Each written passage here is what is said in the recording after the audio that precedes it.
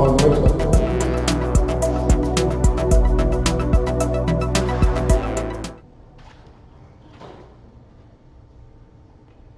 Então, eu agradeço a BMEC, a FENEG, ao CREA-BF, em particular a generosidade e a competência do Gutenberg.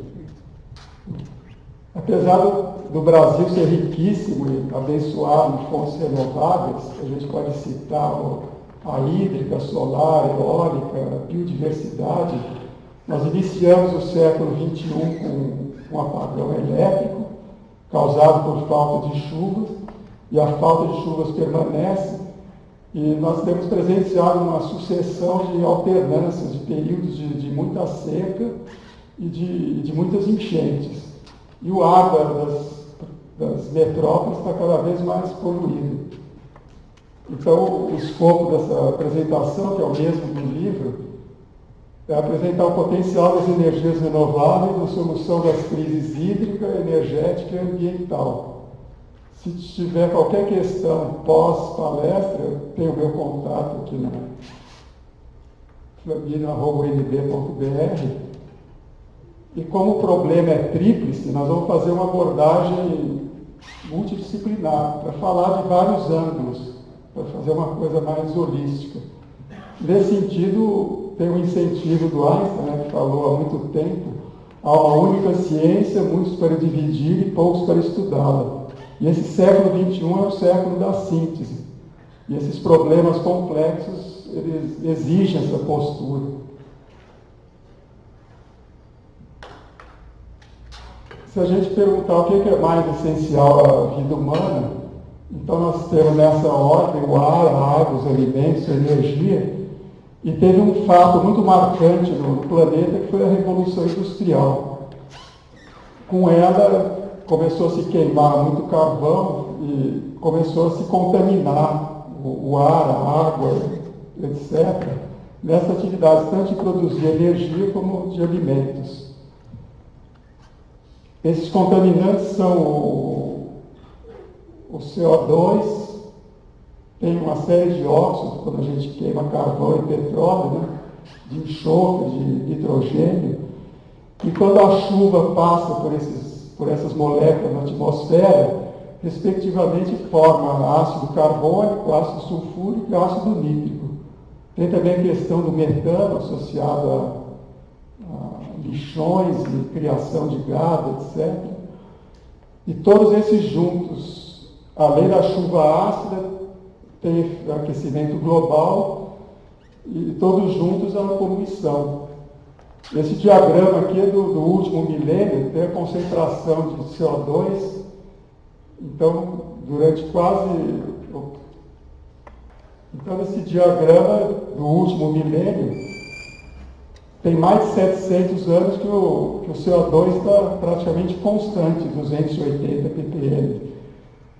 E do curso da Revolução Industrial começou a crescer exponencialmente. Em 2017 já está em 400 ppm. E se a gente olhar para a população, nessa época também, na Revolução Industrial, a população também cresceu exponencialmente. Foi de 700 milhões para os atuais 7 bilhões. Então a nossa pegada ecológica está crescendo, um fator de 10 vezes. Então, tanto as energias renováveis quanto as nossas atitudes são fundamentais para a gente sair dessa crise.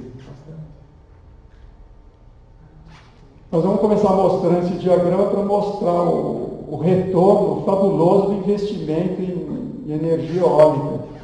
Então, aqui vai de 2000 a 2017. Esse gráfico preto é a energia armazenada. Então, os reservatórios das hidrelétricas têm energia potencial e depende da chuva. Então, como tem essa semestralidade no Nordeste, de você ter chuva e seca, isso aqui é só do Nordeste. Então, esse gráfico ele vai oscilando muito em função das chuvas. E o que chama muita atenção é que a partir de 2009 começou a ter uma queda significativa e constante.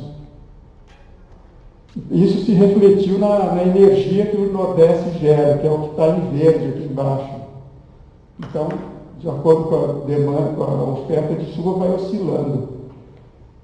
E como vem caindo muito, as alternativas para contornar esse problema, não resolver ainda, são 3.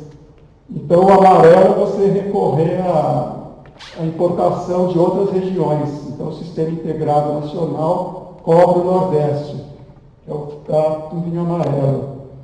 Depois, vermelho seria a geração termoelétrica, se acentuou muito depois de 2012. E a boa notícia é o azul. O azul é a geração eólica do Nordeste. Então, aqui, quando a gente chega em 2017, a eólica está sendo a majoritária em fornecer energia. Um exemplo disso é que há cerca de 15 anos atrás, toda a energia elétrica do Ceará, por exemplo, era importada. E atualmente o Ceará, com a eólica, ele está exportando energia. Um outro aspecto que a gente vai passar, que é mais complementar, depois a gente vai entrar na parte realmente mais técnica, é a questão da pegada ecológica devido a você criar gado do pasto, depois se alimentar desses animais. Então, esse diagrama aqui da BBC, ele coloca uma porção de alimento e traduz a pegada ecológica em quilos de gás de efeito estufa por porção equivalente. Todos são iguais. Então, o primeiro da lista, a carne vermelha, né, que é o bife, o impacto varia, mas chega a ter um pico ali de 15 quilos por cada porção de alimento. E se a gente for descendo para o carneiro, para o camarão de cativeiro, etc., peixe de cativeiro, porco, essa pegada ecológica vai diminuindo muito. E quando a gente chega aqui embaixo, tem o tofu, que é o queijo de soja. A China consome isso há milhares de anos. E é uma fonte de proteínas que praticamente é zero a pegada ecológica. Se não for zero, é 1 ou 1 e pouco. E abaixo do tofu tem o feijão, que também é fonte de proteína, e essas nozes, tipo caju, castanha do Pará, etc. Então, a forma com que as pessoas se alimentam também contribui no aquecimento global.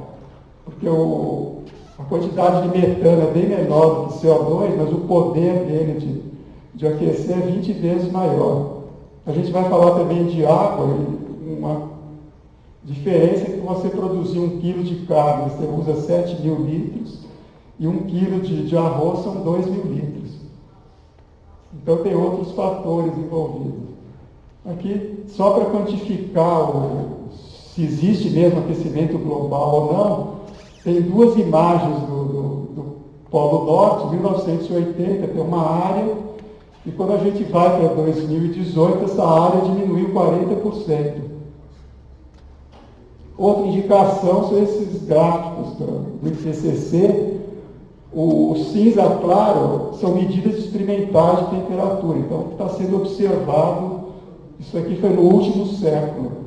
E a linha preta é o modelo climático. O modelo climático aqui de cima, ele é simplesmente levando em conta os efeitos naturais do planeta. E a partir de 1960 começa a ter uma divergência muito grande. As temperaturas medidas são muito maiores do que o modelo climático. E embaixo é outro modelo climático que inclui essas ações antrópicas. Então, queima de carvão, petróleo, derrubada e queima de florestas, criação de gado, etc. E a correlação é tremendamente maior. Então, existem indicativos que o aquecimento global é um fato, é científico. Daí a pessoa pode falar, mas isso daqui é coisa de gringo. Existe um estudo, antes do IPCC, um estudo em São Paulo. Eles estavam querendo pesquisar a influência do homem, que produz aquecimento, e a influência da vegetação, que minimiza o aquecimento. Então, os vários distritos de São Paulo, eles calcularam o remanescente de cobertura vegetal em metros quadrados por habitante. que é o verde lá mais à esquerda. E fizeram uma correlação, fizeram centenas de medidas de temperatura e viram que dá uma diferença de 7 graus.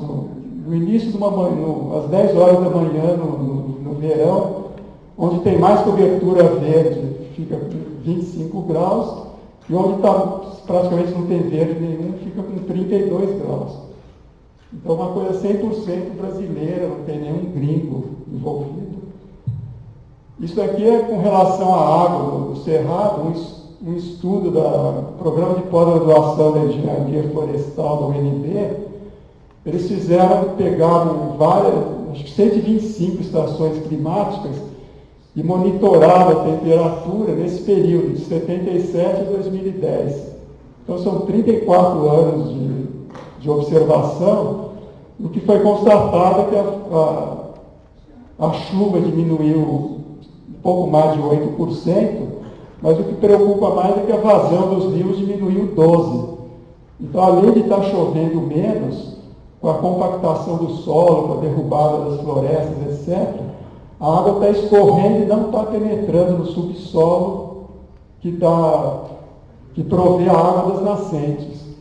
E eles concluíram que isso daí tem a ver com extenso desmatamento e o aproveitamento posterior com pastos e monoculturas. Na maioria dos casos não fazem nem barreira de vento.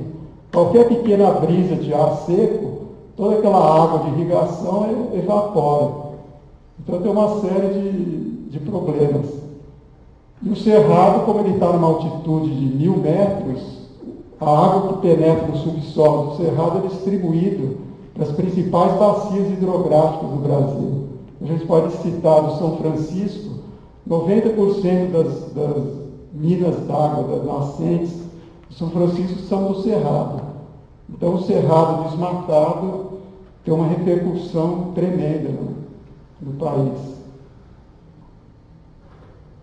E quando você faz um desmatamento assim, chega a ser até estúpido, né, tão exagerado que é, o clima fica hostil.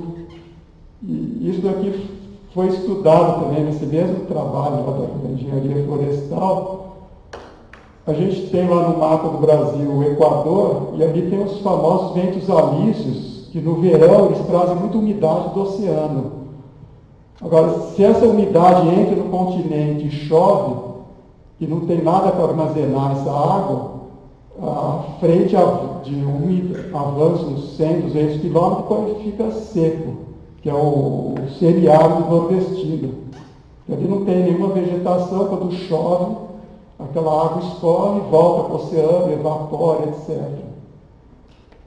O que acontece na Amazônia é que a propagação da umidade avança milhares de quilômetros, é a presença da floresta. Então, quando esse ar entra e chove, imediatamente as chuvas evitam as enchentes e a água é conduzida para o subsolo.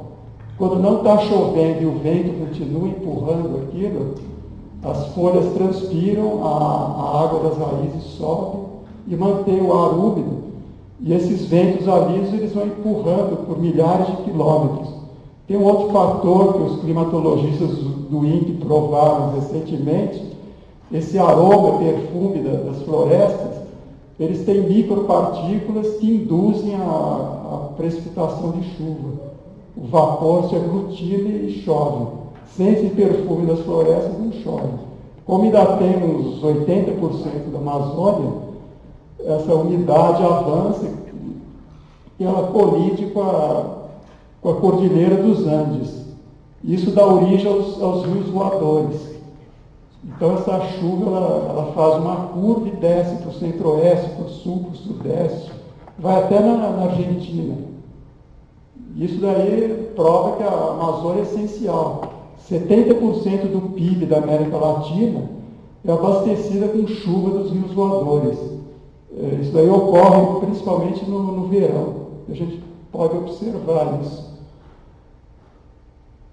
E com a derrubada, esse mecanismo vai perdendo força.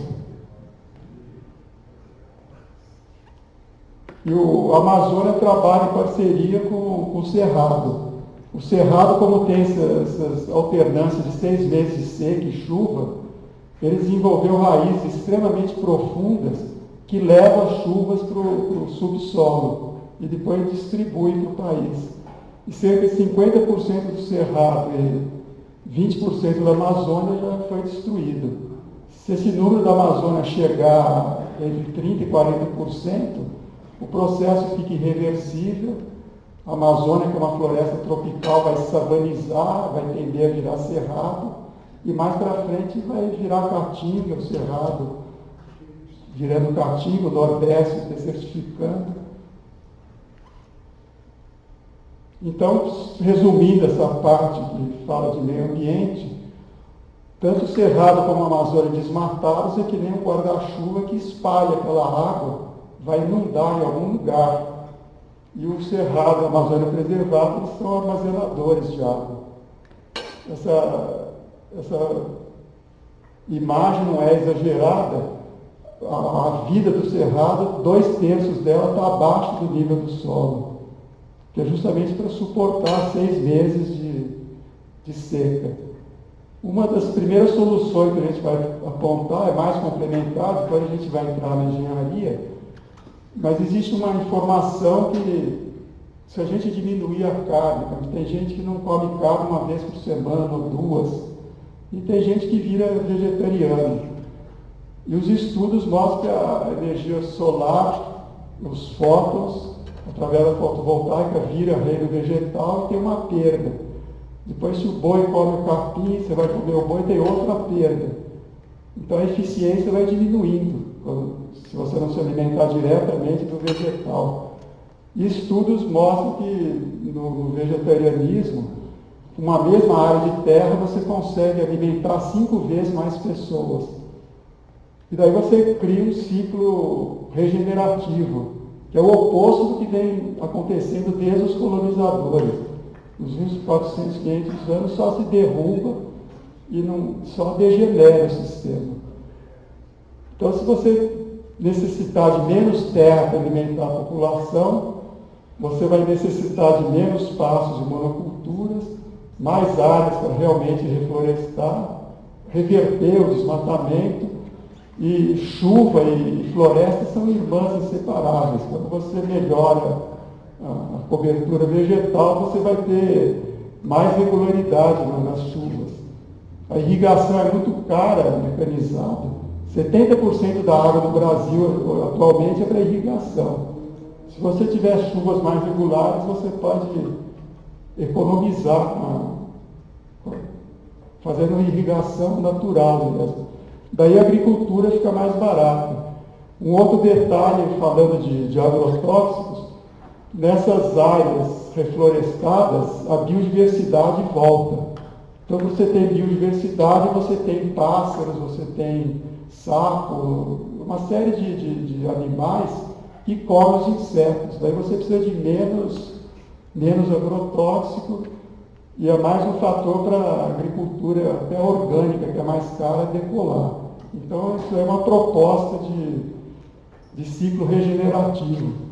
Então, agora nós vamos passar por uma parte mais da afinidade com os senhores, que seria, a gente chamou aqui de soluções 2, são uma série de medidas ligadas com a geração de energia. Então, a gente tem aqui as turbinas hidrocinéticas.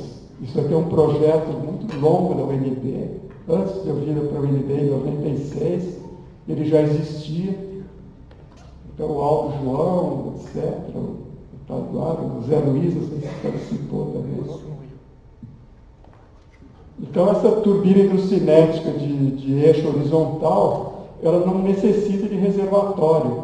Se ela for pequena, coisa de 1 kW, 2, um pouco mais de meio metro por segundo de velocidade, você já consegue produzir energia. Se for sistemas maiores, você vai precisar de 2,5 metros por segundo. Tem de eixo vertical também, mostrado aqui embaixo. No Brasil, apesar dos desmatamentos, a gente ainda tem muita água de chuva, com exceção do Nordeste, que é uns 500 milímetros por ano. No resto todo do Brasil é acima de 1.000. Lá no norte da Amazônia é 3.000 milímetros por ano. E você, armazenando água de chuva, você também está combatendo as enchentes. No Brasil tem um sistema de hidrelétricas com reservatórios enormes, e é uma área também que é considerada obsoleta. Então, hoje em dia, já tem uma tendência, começou já em outros países, de você usar painéis fotovoltaicos flutuantes. Então, se você pegar 1/3, até metade do reservatório, você pode gerar energia. E muitas vezes tem uma complementaridade. Quando tem muita chuva, a hidrelétrica funciona plenamente, a fotovoltaica vai ser pior, depois inverte. Quando chover pouco, vai ter mais sol. Então você pode ter uma produção compartilhada bem mais eficiente. E hoje em dia se compartilha também torres de energia eólica no reservatório também das hidrelétricas. Então, na verdade, a solução é um coquetel de energias. Essas renováveis são semelhantes a uma pessoa que é autônomo, tem várias habilidades, faz vários trabalhos, só que é uma coisa intermitente. A energia do petróleo, carvão, elas são que nem se você tivesse uma herança do banco e você vai utilizando quando você quer. Só que ela vai terminando. Então, o ideal é ter várias fontes, você sempre ter o plano D, o E, o F, como o petróleo, quando as outras estão falhando. Então, aqui é mais um detalhe da hidrocinética de eixo o vertical. Então, na margem do rio, você desvia uma parcela da água, ela gira as turbinas e depois retorna para o rio. E as hidrocinéticas do eixo horizontal se usa em vários países, além do Brasil. Ela segue o mesmo princípio da energia eólica. Então, a potência gerada depende da área que as pás estão varrendo, da densidade do meio, do coeficiente de potência, então dá uma ideia da eficiência do equipamento, e depende da velocidade, aqui no caso do rio ao cubo. Então é importante você fazer um mapeamento, tem algumas hidrocinéticas, que elas são balsas com cabos nas margens. Então, se a vazão do rio muda de posição, a velocidade muda, a maior você pode movimentar ao longo do ano. Com relação à energia eólica, é o mesmo princípio, em vez de água é o ar. Ela já está se aproximando muito de 9% da matriz energética do Brasil. De novo, é extremamente sensível à velocidade que está ao cubo. A partir de 6 metros por segundo de velocidade de vento, você já consegue gerar energia elétrica. Se for menos, uns 4, até para bombear água é possível. Agora, no DF não é favorável, você só tem essa condição durante o inverno, de 6 metros por segundo.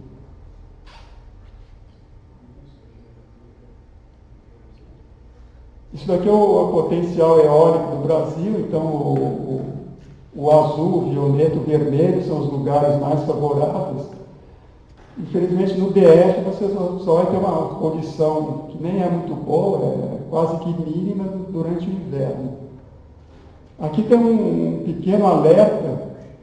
Esse vento aqui do Nordeste, que é praticamente constante, repetitivo, intenso, quando você chega lá no semiárido, como estão desmatando o Nordeste há mais de 400 anos, lá no semiárido já está tudo seco. Então, esse vento que é benéfico para a energia elétrica, ele é extremamente danoso porque ele evapora a água. Você faz uma irrigação, poucas horas depois aquela irrigação foi embora. Então, você usa muita água e 70% da água que você joga ali evapora rapidamente, agravando o problema.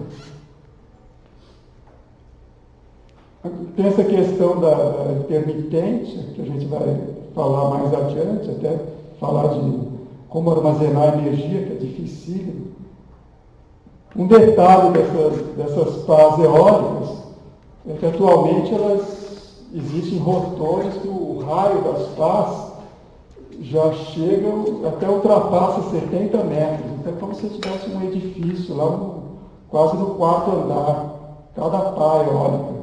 E o pau, quando ela está nessa posição vertical, o próprio peso próprio da pá faz com que essa pá flambe, né? Ela vira uma sanfona, ela colapsa. Então você precisa de um material extremamente leve, extremamente rígido e de alta resistência mecânica. Então o que está propiciando essas pás enormes, de dezenas de metros de raio, são materiais compostos reforçados com fibra de carbono. Então, a fibra de carbono tem a rigidez um pouco superior ao aço, a flambagem, o colapso está ligado com a rigidez. A geometria é extremamente esbelta, porque a flambagem depende de geometria e rigidez do material. E o carbono é uma fibra pura, é mais rígida do que o aço, é 4 vezes mais leve. Então, esses materiais viabilizaram esse advento desses geradores enormes eólicos. Porque lá no alto o vento é mais puro, tem menos turbulência e a eficiência é maior. As grandes também giram mais lentamente, então tem menos problema de matar pássaros. E atualmente eles descobriram um som que afasta os pássaros. Então essas grandes eólicas, elas ficam emitindo esse som de 1000 Hz para os pássaros nem se aproximarem dos aerogeradores. Agora nós vamos falar alguma coisa de fotovoltaica, que é praticamente o outro carro-chefe.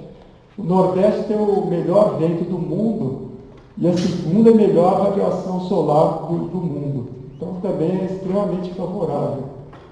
Esses painéis, eles captam os fótons da luz e eles convertem isso em corrente contínua. Existem 2 sistemas, o integrado na rede, que ele interage com a SEB. Então tem um relógio digital bidirecional. Quando você está gerando e não consumindo, você ganha crédito na SEB. Esse crédito é feito com CPF e CNPJ. Então, você tem um galpão no lugar, esse crédito pode ir num apartamento, num outro lugar. E o outro sistema é o autônomo, que tem as baterias. Para você gerenciar a bateria, porque no escuro o painel não gera nada, a voltagem é zero. Se você deixar tudo ligado, a bateria vai carregar o painel. Então o controlador de carga é um maestro que ele vai ligar e desligar a bateria de acordo com a voltagem que ele está gerando. E tem também o outro sistema, que é o inversor. Ele vai transformar a corrente contínua em alternada. Para o sistema autônomo, o inversor é bem mais simples. Para o sistema integrado na SEB, ele é inteligente. A energia que você vai vender para a SEB, ela tem que ter a mesma frequência, a mesma amplitude, a mesma fase. Então ele monitora a SEB e na hora de entregar, ele entrega um sinal compatível. Esses equipamentos, controlador de carga, bateria, inversor, eles têm uma eficiência de 90% a 95%.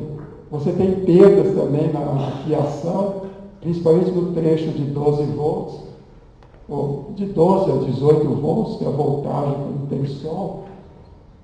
Essas perdas todas somadas é mais ou menos 1/3. A maioria dos fotovoltaicos atuais de silício policristalino, o rendimento é próximo de 15%, mas você tem as perdas, você acaba tendo um rendimento de 10% na tomada. Então, em 1 metro quadrado de painel, você vai ter 100 watts. Essas lâmpadas novas de LED, de 10 watts, elas iluminam uma barbaridade. Então, 100 watts é muito se você quiser iluminar. E esse bom sol, se for um dia limpo, ele vai durar cerca de 5 horas. Então você vai ter 500 watt-hora por dia, por metro quadrado. Daí, se você quiser fazer um sistema na sua casa, você pega a conta de luz, vê o mês que você gasta mais, para superdimensionar um pouco, e daí você faz numa planilha Excel, você faz um inventário de tudo que você vai gastar. Então você vai colocar lá geladeira, freezer, ferro de passar, micro-ondas, etc. Uma família de 4 pessoas, isso vai implicar no consumo de cerca de 12 kWh por dia. Então, gerando 500 Wh por dia, você vai precisar de 24 metros quadrados do painel, de painel, placas fotovoltaicas. Um detalhe que aqui a gente não falou em ar-condicionado, mas se você adicionasse também, você teria um consumo 20% maior. Na maior parte do Brasil, que está abaixo do Equador, você tem que voltar o painel para o norte. Aqui em Brasília, a latitude é 15 graus, então você vai orientar ele de 15 a 20. Subindo de 15 para 20, ele fica um pouco mais eficiente no inverno, que é um período mais crítico. Aqui, de novo, tem um mapa da insolação média anual do Brasil. Então, esse vermelhão é extremamente favorável, e aqui inclui o DF. Lembrando que esses dados, você tem o dado do sol, e depois você vai ter a eficiência do seu painel. Os painéis das últimas décadas, o carro-chefe é silício. Então, tem o silício amorfo, que é mais barato, mas a eficiência é uns 6, 7%. O policristalino já sobe para 13, 14%. E o monocristalino, 15%.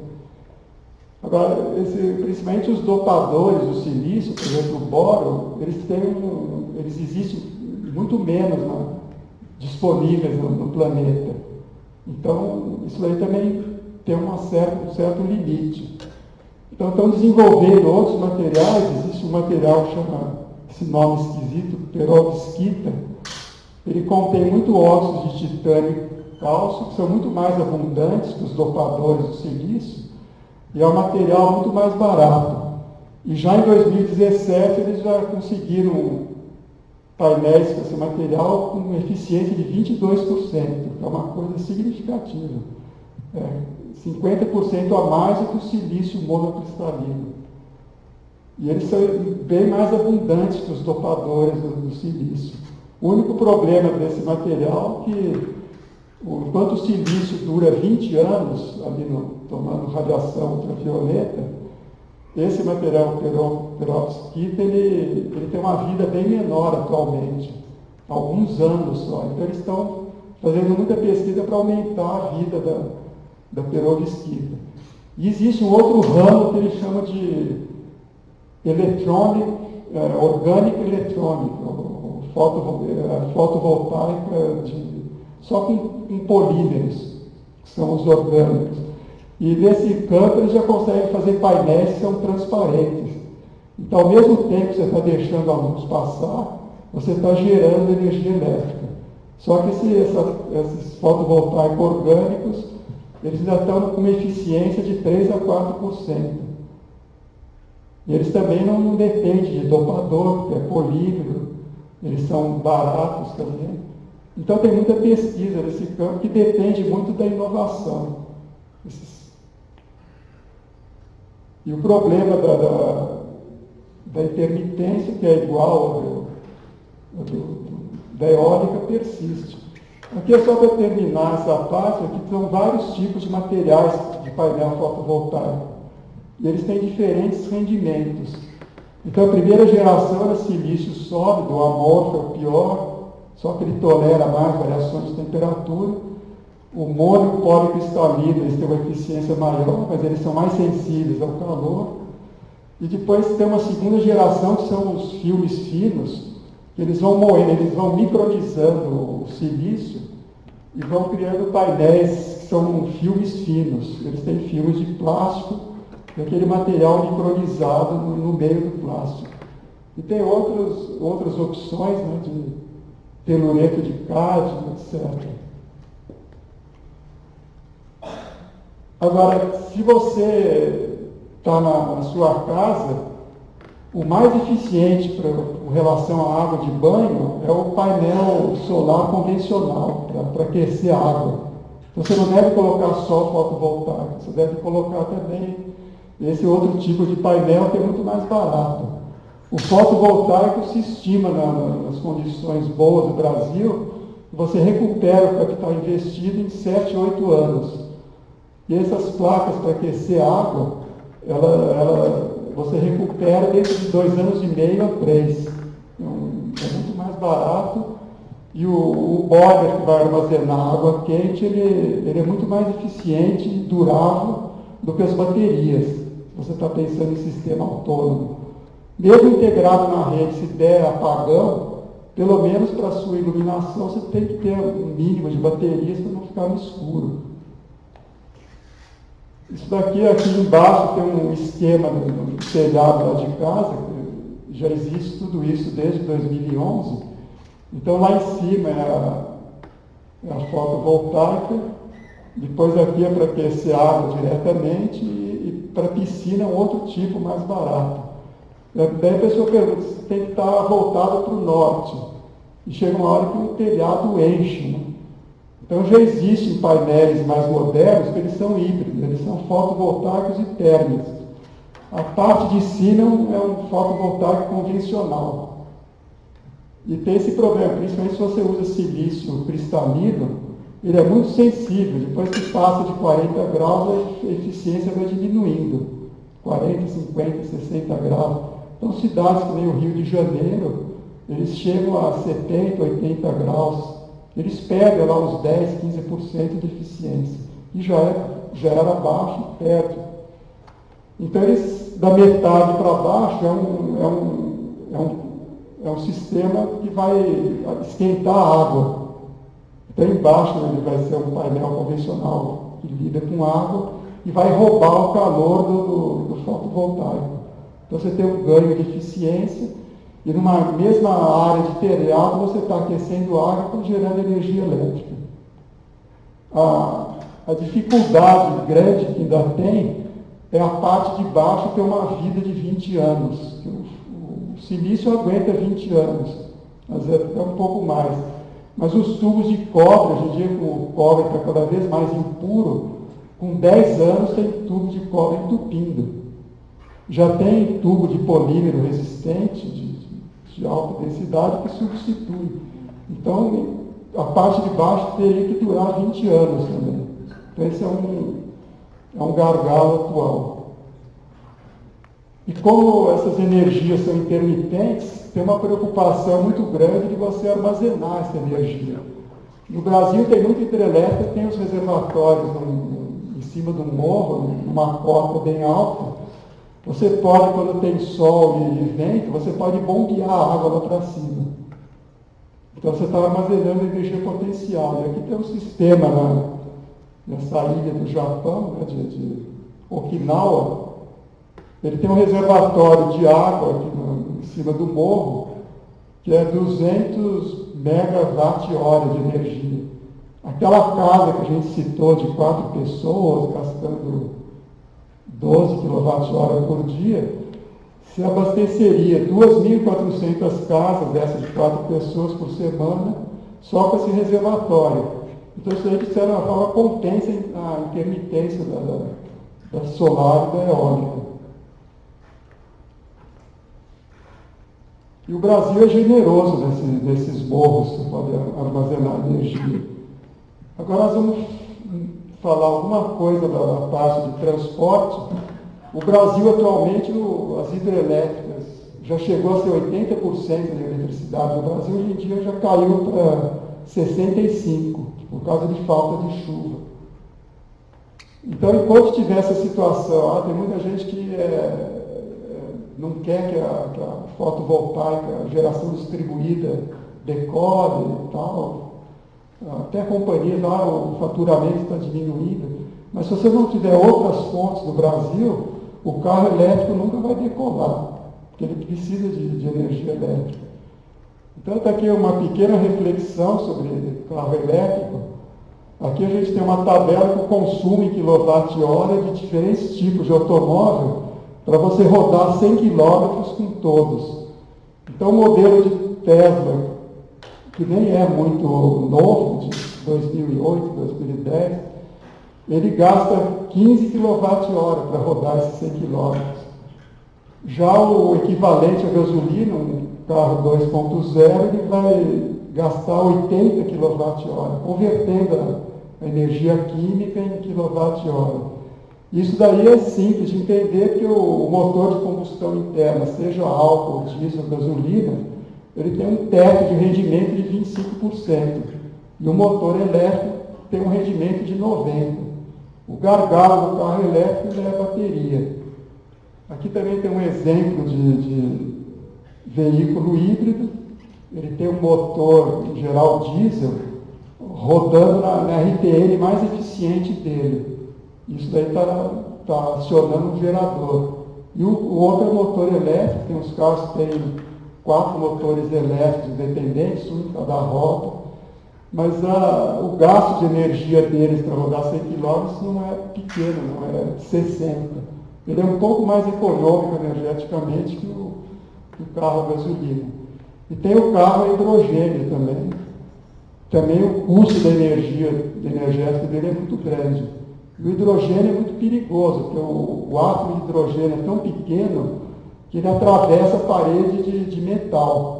Então você faz um vaso de pressão com selante metálico, revestido com fibra de carbono, etc. E daí você carrega de hidrogênio com alta pressão, dali a uma semana aquele tanque está vazio. O hidrogênio vai andando dentro da parede de metal e vai embora. E o hidrogênio é uma bomba aquilo, né? Então ainda tem uma série de dificuldades com o hidrogênio. Já estão tentando, se você gerar o hidrogênio, na mesma hora já consumir. Então não precisar armazenar um material perigoso. Agora, só para fechar essa parte de bateria, a potência desses carros elétricos é violenta se você comparar com o consumo de energia de uma casa. Então, uma bateria de lítio desse carro da Tesla, de íons lítio, ela armazena 53 kWh, vai dar uma autonomia de mais de 200 km no carro. E quando ela está plenamente carregada, ela abastece uma casa dessas de 4 pessoas durante 3 dias e meio. Então, na Inglaterra, na Europa, já tem vários estudos para você ter geração distribuída, ter o máximo possível de pessoas acopladas nessa rede, e você acoplar os carros com a bateria cheia nessa rede, para você compensar a intermitência da eólica e da fotovoltaica. E essa bateria tem uma capacidade imensa se você comparar com a necessidade das casas. Então, se você conseguir carregar essas baterias quando você tem vento e sol, você pode, depois de uma outra hora, até abastecer a rede nacional dos países. Aqui são algumas opções de armazenamento de energia. Então, a gente tem aqui esses gráficos, na ordenada a gente tem a densidade de energia. Então, é watt-hora por quilograma. O hidrogênio puro é extremamente favorável nesse aspecto de densidade de energia.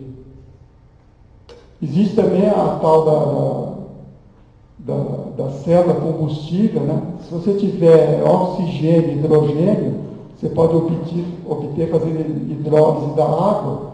Se você armazenar hidrogênio e oxigênio, você pode, na célula combustível, converter isso em eletricidade. E o subproduto é a água. Né? É uma bateria que a gente chama externa, os combustíveis estão do lado de fora. A eficiência dessas células de combustível a hidrogênio é em torno de 60%, em alguns casos. Já é bem melhor do que motor de combustão interna, de combustível fóssil. Então, existe uma série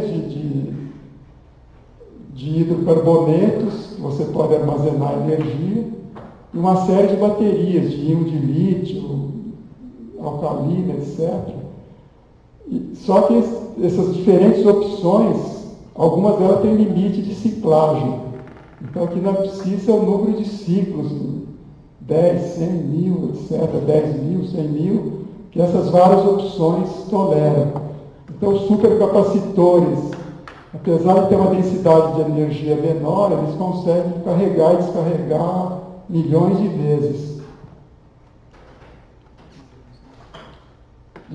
Aqui também, aqui no gráfico está um pouco menos congestionado, então tem essas várias opções com a densidade de energia e na abscissa eficiência. Então tem várias opções e está incluído aqui você bombear a água também para uma cota mais elevada. Eles, de certa forma, mascararam um pouco esse resultado.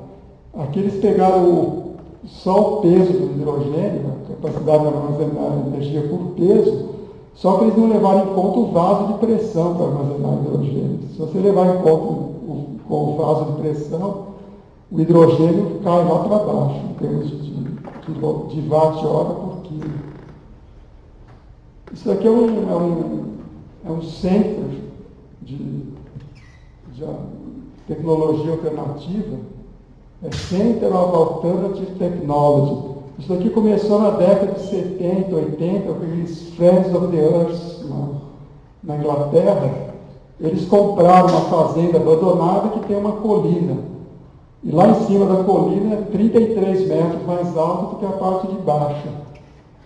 E eles começaram, é um grupo, acho que de uns 12 engenheiros, eles começaram a se especializar em energias renováveis. Eles tinham várias fontes de renda, eles davam consultoria, eles instalavam tudo nessa fazenda e eles recebiam visitantes.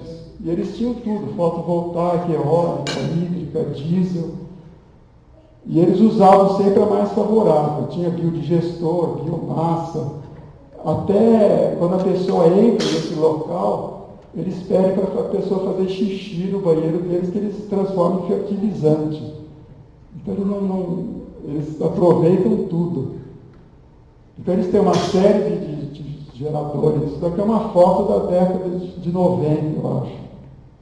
Eles começaram tentando ser autossuficientes e atualmente eles exportam energia para a Inglaterra. Aqui tem uma vista lá da parte de baixo, né, como a latitude da Inglaterra está perto do polo. Esses painéis fotovoltaicos são bem mais inclinados do que no Brasil. Agora, para dar um fechamento, a gente viu aí uma série de possibilidades de gerar energia.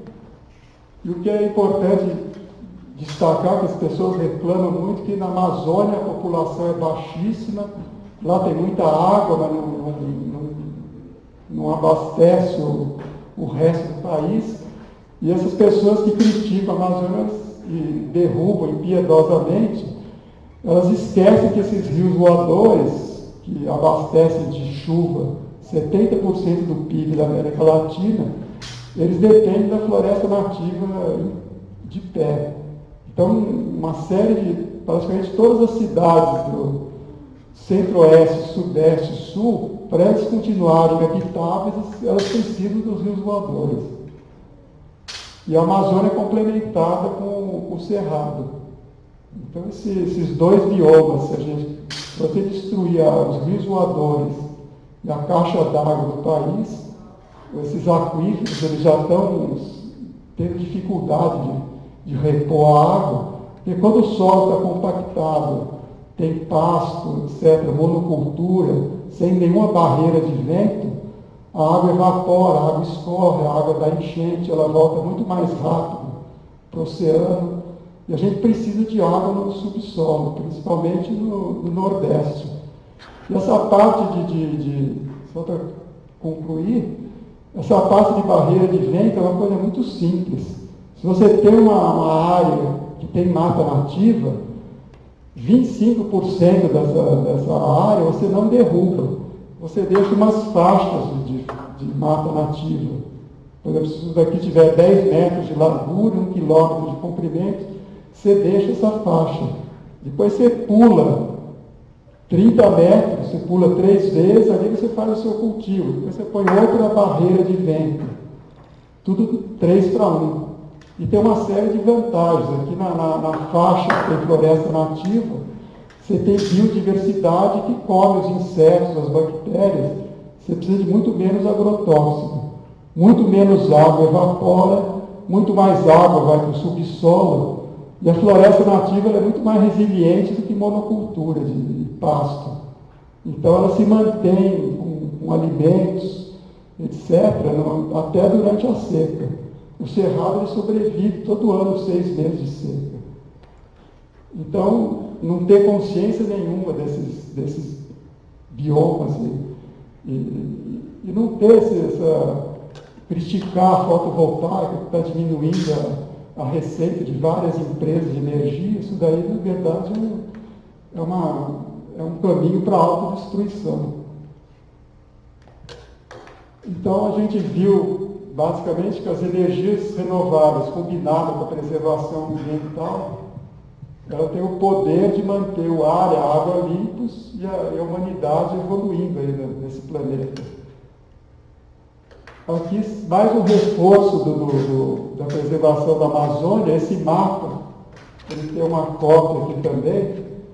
Existe um fenômeno que chama células de Hubble. Aqui na região do Equador, tem muito calor, muita energia, então tem uma tendência do ar de subir. Quando esse ar sobe, lá em cima, ele fica seco. Metade desse ar vai para o norte, metade desse ar vai para o sul. São essas células de Hubble. Só que quando você vai indo para os polos, você esfria esse ar. Então, mais ou menos 30 graus acima e abaixo do Equador, tem uma incidência de ar seco descendo. Então, são regiões muito vulneráveis. E quando você derruba a floresta dessas regiões, você cria desertos. Isso já aconteceu, só para começar pelo sul, aqui na Austrália, o centro é tudo um mega deserto. Na África do Sul é deserto de Kalahari. Aqui do lado de lá da Cordilheira dos Andes tem deserto do Atacama. Então tudo deserto. Essa região aqui, você pegar um quadrilátero, pegar Brasília, São Paulo, Cuiabá e um ponto perto da Cordilheira dos Andes, esse quadrilátero, se você começar a desmatar e tirar os rios voadores, a tendência dele é virar deserto, que nem os outros dessa latitude. Então é uma região muito vulnerável. E para o norte a mesma coisa, tem o deserto do Saara, tem um deserto entre o México e o sul da Califórnia, tem o deserto da Mongólia.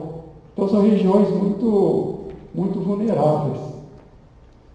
Então eu agradeço a atenção de todos.